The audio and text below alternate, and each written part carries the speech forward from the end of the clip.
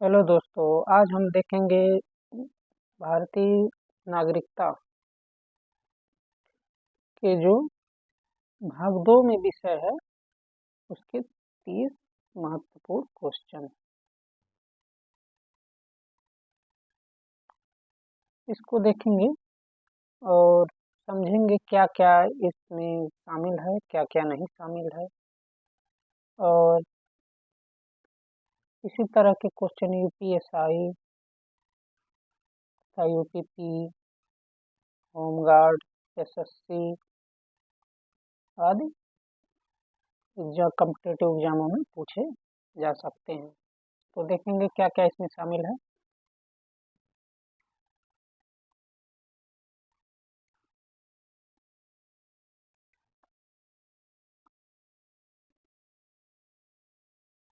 पहला क्वेश्चन देखते हैं।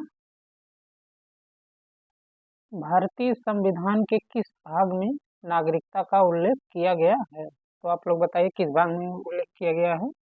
पहला में भाग 1 जो है संघ, संघ और उसका राज्य क्षेत्र, का राज्य क्षेत्र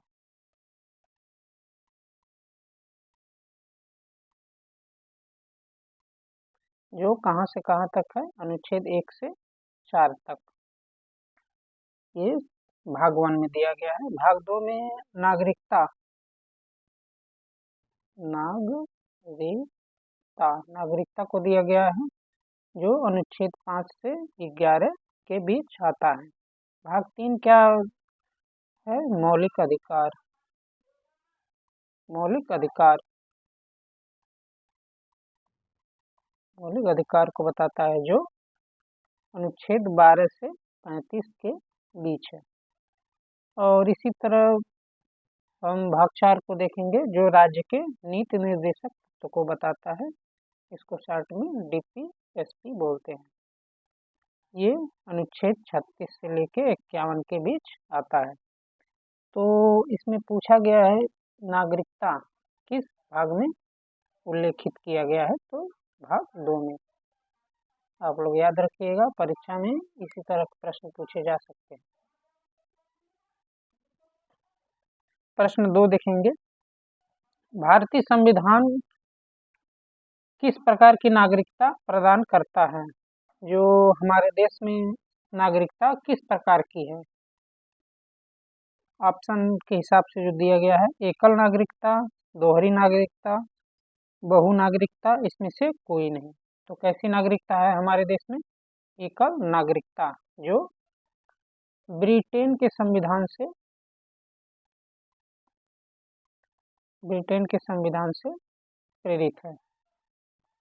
भारत में केवल एकल नागरिकता का प्रावधान है। इसका अर्थ है कि हम केवल भारत के नागरिक है, किसी राज्य जैसे यूपी बिहार के नहीं है। इसका अर्थ ये है। और हमारे देश में एकल नागरिकता है। प्रश्न 3 देखेंगे। नागरिकता संबंधी कानून बनाने की शक्ति किसके पास होती है? तो किसके पास होती है? राष्ट्रपति के पास, सर्वोच्च न्यायालय के पास, या संसद के पास, या प्रधानमंत्री के पास। तो नागरिकता संबंधी जितने भी प्रावधान बनाए जाते हैं उसकी शक्ति संसद में होती है, उसकी शक्ति संसद में। तो संसद सही आंसर होगा। अनुच्छेद, इसका जो अनुच्छेद है वो अनुच्छेद अनुच्छेद 11 में दिया गया है। तो आप लोग अनुच्छेद भी याद रखिएगा। अनुच्छेद 11 में, अनुच्छेद 11 के तहत जो संसद को नागरिकता के अर्जन और समापन, ग्रहण करना और समापन करना, समापन करना, और कोई अन्य भी जो प्रावधान अगर बनाए जाएंगे तो संसद के द्वारा ही बनाए जाएंगे। इसको संसद शक्ति है, संसद के पास शक्ति है इसके प्रावधान को बनाने का। प्रश्न 4 देखेंगे। भारतीय नागरिकता अधिनियम किस वर्ष पारित किया गया था? तो किस वर्ष पारित किया गया था? ऑप्शन में आप लोग सही बताइए। अनु और किस अनुच्छेद के तहत पारित किया गया होगा, ये भी आप लोग बताइएगा। तो संसद को यह शक्ति प्रदान है अनुच्छेद 11 के तहत। तो यह कब पारित किया गया? 1955 में। 1955 में नागरिकता अधिनियम 1955 संसद द्वारा पारित किया गया था। इसमें समय समय पर संशोधन भी किए गए। तो कौन कौन से संशोधन है और कौन कौन से? 1986 में एक बार संशोधन किया गया, फिर 1992 में एक बार संशोधन किया गया, फिर 2003 में एक बार संशोधन किया गया, 2005 में संशोधन किया गया, फिर 2015 में, फिर सबसे लास्ट लेटेस्ट 2019 में संशोधन किया गया है।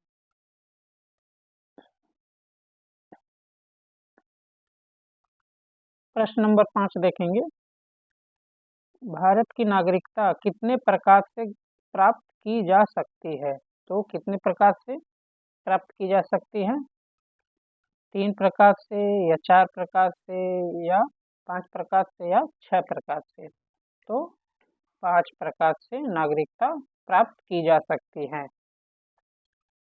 नागरिकता अधिनियम 1955, 1955 का जो अधिनियम है नागरिकता से संबंधित, उसमें 5 प्रकार से ग्रहण किया जा सकता है। कौन सा है? पहला जन्म, जन्म से। दूसरा वंश से। तीसरा देखेंगे पंजीकरण से।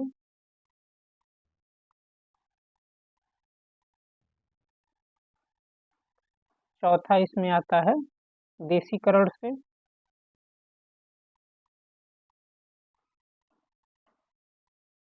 पांचवा जो आता है लास्ट, क्षेत्र समाविष्ट से। तो आप लोग वो ये बताइए कि कौन सा राज्य है जो क्षेत्र समाविष्ट से नागरिकता प्रदान किया गया है? तो ये असम। असम जो है क्षेत्र समाविष्ट किया गया था, उसके नागरिकता दिया गया। प्रश्न नंबर 6 देखेंगे। भारत की एकल नागरिकता का विचार किस देश से लिया गया है? कौन सा देश है? अमेरिका है, ब्रिटेन है, कनाडा या फ्रांस? तो एकल नागरिकता का प्रावधान हमारे संविधान में ब्रिटेन से प्रेरित है। ब्रिटेन के संविधान के तहत भारत में भी एकल नागरिकता की व्याख्या है, जबकि अमेरिका में दोहरी नागरिकता है।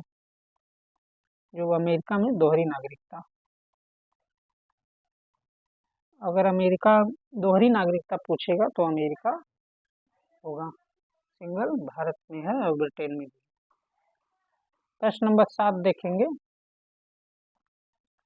यदि कोई भारतीय नागरिक स्वेच्छा से किसी अन्य देश की नागरिकता ग्रहण कर ले तो क्या होगा? क्या होगा बताइए आप लोग। उसकी भारतीय नागरिकता बनी रहेगी या उसकी भारतीय नागरिकता समाप्त हो जाएगी या उसे दोहरी नागरिकता मिलेगी? राष्ट्रपति निर्णय लेंगे। कौन सा होगा सही? ऑप्शन बी, उसकी भारतीय नागरिकता समाप्त हो जाएगी, स्वतः समाप्त हो जाएगी जब वो स्वेच्छा से किसी अन्य देश की नागरिकता ग्रहण कर लेगा। तो कौन सा अनुच्छेद अनुच्छेद संबंधित है? अनुच्छेद 9। अनुच्छेद 9 के अनुसार यदि कोई व्यक्ति स्वेच्छा से विदेशी नागरिकता ग्रहण करता है तो उसकी भारतीय नागरिकता स्वतः समाप्त हो जाती है। प्रश्न नंबर 8 देखेंगे। संविधान के प्रारंभ पर नागरिकता का प्रावधान किस अनुच्छेद में है? तो किस अनुच्छेद में? अनुच्छेद 5 में, अनुच्छेद 6 में या अनुच्छेद 8 में या अनुच्छेद 9 में? तो आप लोग बताइएगा। तो अनुच्छेद 5। अनुच्छेद 5 यह व्याख्या करता है कि उन लोगों की नागरिकता के बारे में जो संविधान लागू होने के समय भारत में अधिवास रखते थे, वह नागरिकता भारत की मानी जाएगी। प्रश्न नंबर 9 देखेंगे, पाकिस्तान से भारत आए लोगों की नागरिकता का उल्लेख किस अनुच्छेद में है? किस अनुच्छेद में है? अनुच्छेद 5 में, अनुच्छेद 6 में, अनुच्छेद 7 में, अनुच्छेद 8 में। किस अनुच्छेद में है? अनुच्छेद 6 में। अनुच्छेद 6 के अनुसार उन व्यक्तियों के नागरिकता अधिकारों से संबंधित है जो पाकिस्तान से भारत आए थे। प्रश्न नंबर 10 देखेंगे, भारत से पाकिस्तान जाकर पुनः लौटने वालों की नागरिकता किस अनुच्छेद में है?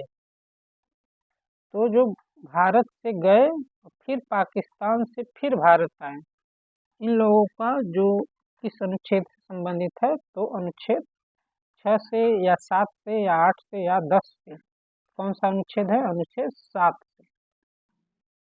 अनुच्छेद 7 उन लोगों के बारे में है जो 1 मार्च 1947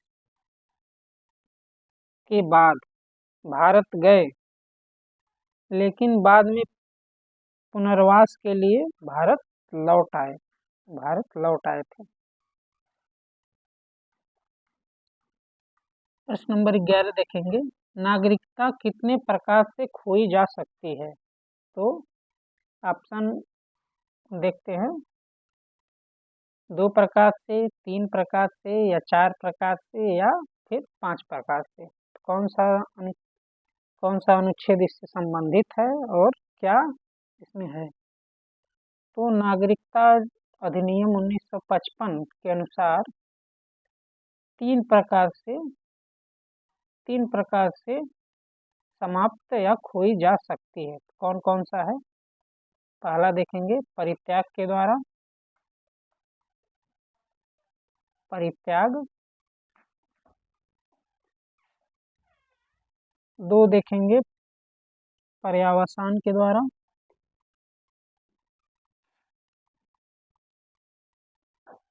नंबर 3 देखेंगे, वंचित करना।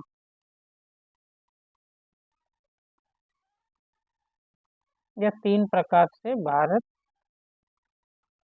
नागरिकता खोई जा सकती है।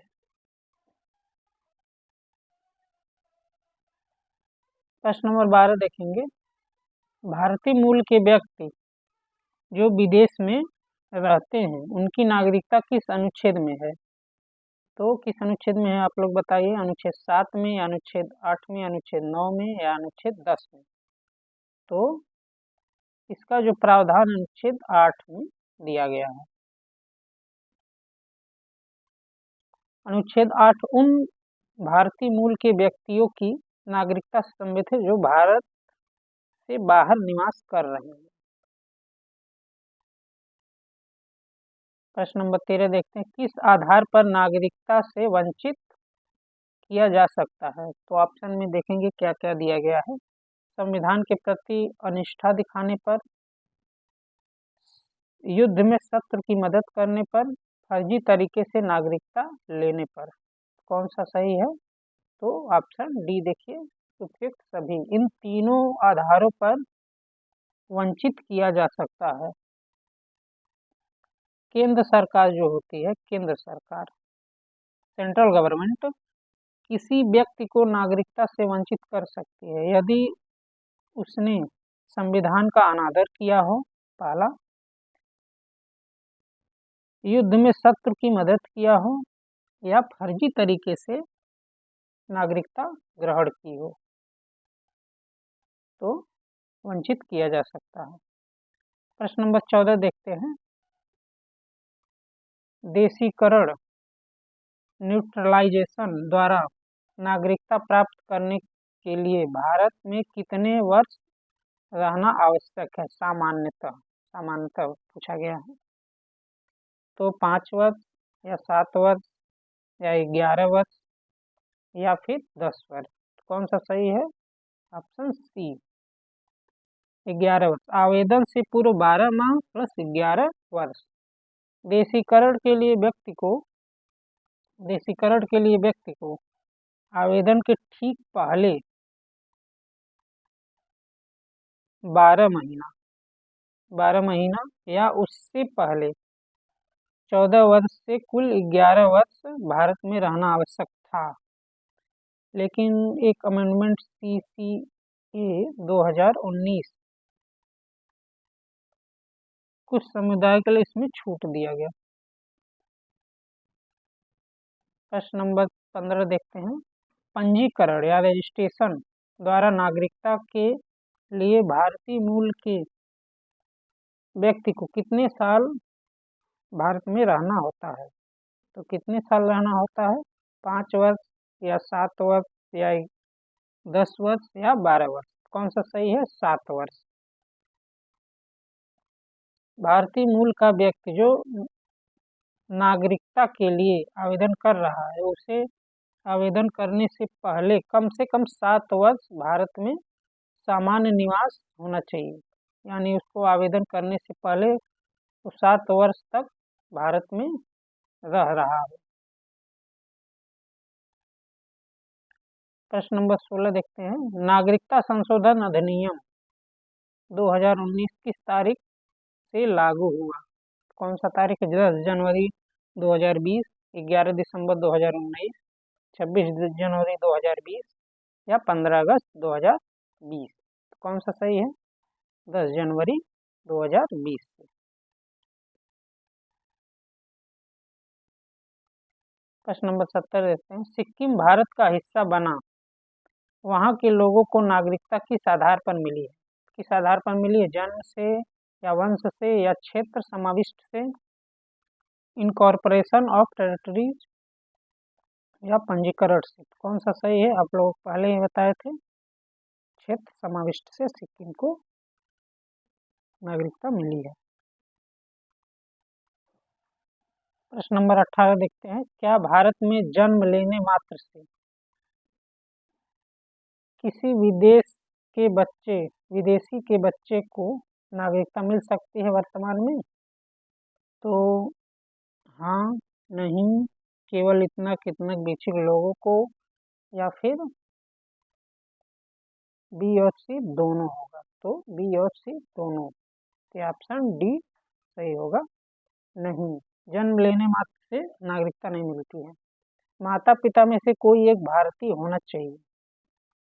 केवल 1950 से 1987 के बीच जन्मे लोगों को नागरिकता मिल सकती है। तो 1987 से पहले, जो 1987 से पहले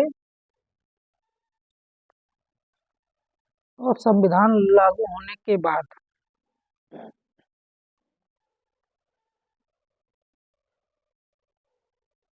1987 के पहले जन्म के आधार पर नागरिकता मिलती थी।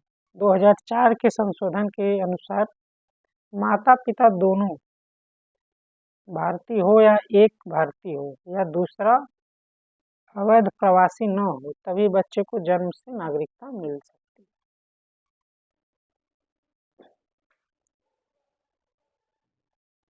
प्रश्न 19 देखते हैं। अनुच्छेद 10 क्या सुनिश्चित करता है? नागरिकता की समाप्ति को, नागरिकता के आधारों का बना रहना, संसद की शक्ति, या फिर पाकिस्तान जाने वालों की नागरिकता? तो ऑप्शन बी इसमें देखते हैं, ये सही होगा। नागरिकता के अधिकारों का बना रहना। अनुच्छेद 10 यह कहता है कि जो व्यक्ति भारत का नागरिक है, यानी जो व्यक्ति भारत का नागरिक है, वह संसद द्वारा बनाए गए किसी कानून के अधीन नागरिक बना रहेगा। उसकी नागरिकता मनमाने ढंग से नहीं छीनी जा सकती है। प्रश्न 20 देखते हैं। इसमें से कौन सा अधिकार केवल भारतीय नागरिकों को प्राप्त है, विदेशियों को नहीं? तो विदेशी को वह अधिकार नहीं प्राप्त है, सिर्फ भारतीय नागरिकों को प्राप्त है। तो अनुच्छेद 14 इसमें तो व्यक्ति शब्द यूज किया गया है, यानी दोनों को प्राप्त होगा। इसमें नागरिक और विदेशी व्यक्ति भी आते हैं। अनुच्छेद 21 जीवन का अधिकार, इसमें भी व्यक्ति शब्द का यूज किया गया है, यानी दोनों है। अनुच्छेद 15, 16, 19, 29 और 30 यह सिर्फ नागरिकों को प्राप्त होता है, यानी ऑप्शन सी सही होगा।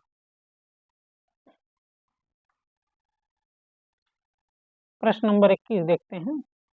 Overseas citizen of India card धारक को कौन सा अधिकार प्राप्त नहीं है? कौन कौन से अधिकार उनको प्राप्त नहीं है?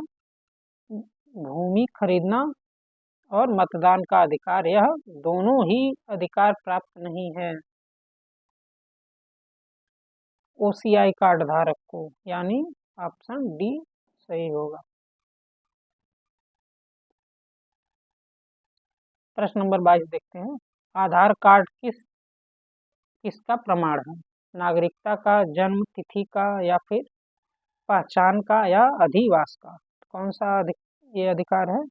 और पहचान का है, ये इसका प्रमाण, पहचान का प्रमाण पत्र है।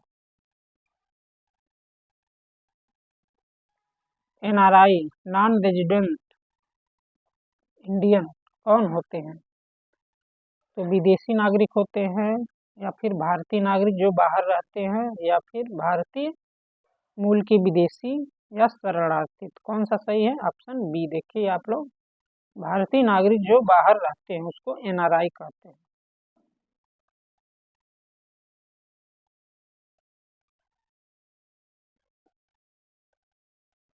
प्रश्न नंबर 24 देखते हैं।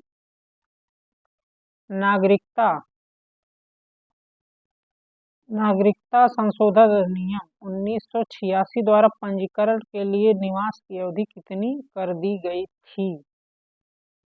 कितनी कर दी गई थी? तो 6 महीना से 5 साल तक, या फिर 1 साल से 3 साल तक, या फिर 5 साल से 10 साल तक, या फिर 2 साल से 7 साल तक? कौन सा सही है देखिए आप लोग, 6 महीने से 5 साल तक, ऑप्शन ए सही होगा।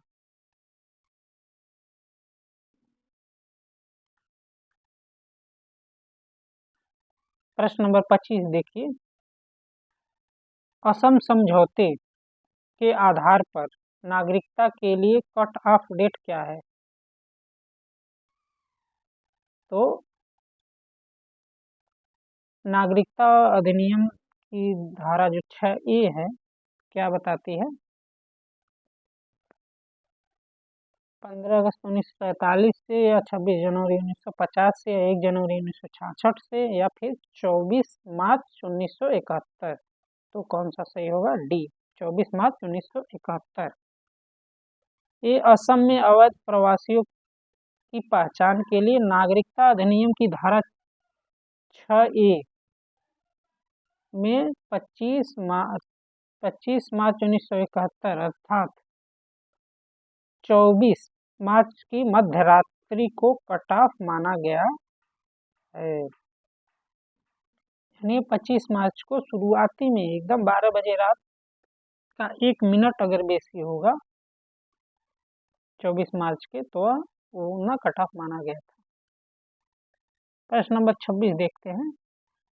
सीसीए यानी सिटीजन अमेंडमेंट एक्ट 2019 के तहत किन देशों के अल्पसंख्यकों को नागरिकता देने का प्रावधान किया गया है? कौन कौन से देश हैं बताइए आप लोग।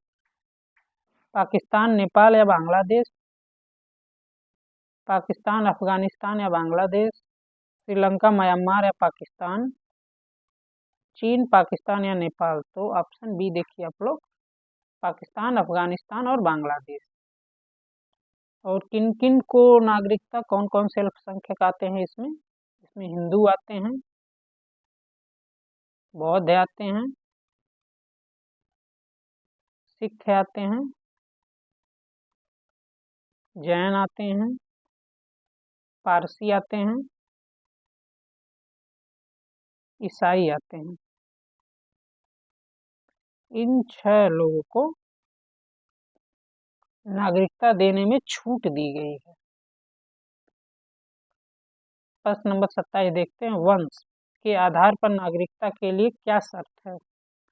तो पहला ऑप्शन देखिए, पिता भारतीय हो, दूसरा या माता भारतीय नागरिक हो, या फिर माता पिता में से कोई एक भारतीय हो, केवल दादा दादी भारतीय हो।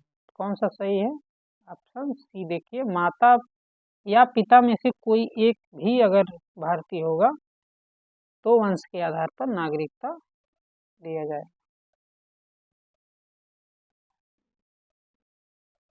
प्रश्न नंबर 28 देखते हैं, क्या कोई व्यक्ति युद्ध के दौरान दुश्मन देश के साथ व्यापार करके अपनी नागरिकता खो सकता है?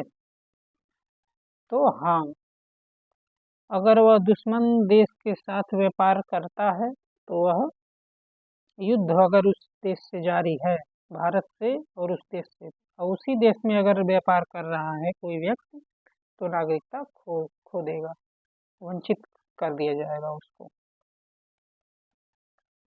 प्रश्न नंबर 29 देखते हैं, नागरिकता संशोधन अधिनियम 2015 ने क्या मुख्य बदलाव किया गया है?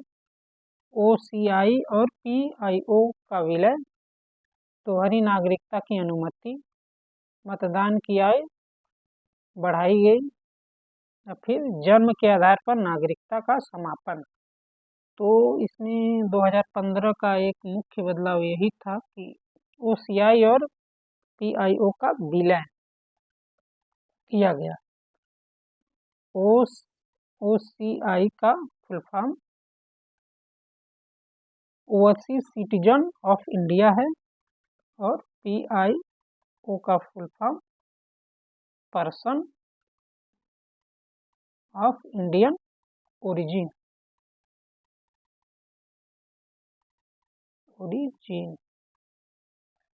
और ये आप लोग बताइए कि मतदान की आयु बढ़ाई गई है या घटाई गई थी? तो 61वां संविधान संशोधन अधिनियम के तहत 21 वर्ष से घटाकर 18 वर्ष कर दिया गया।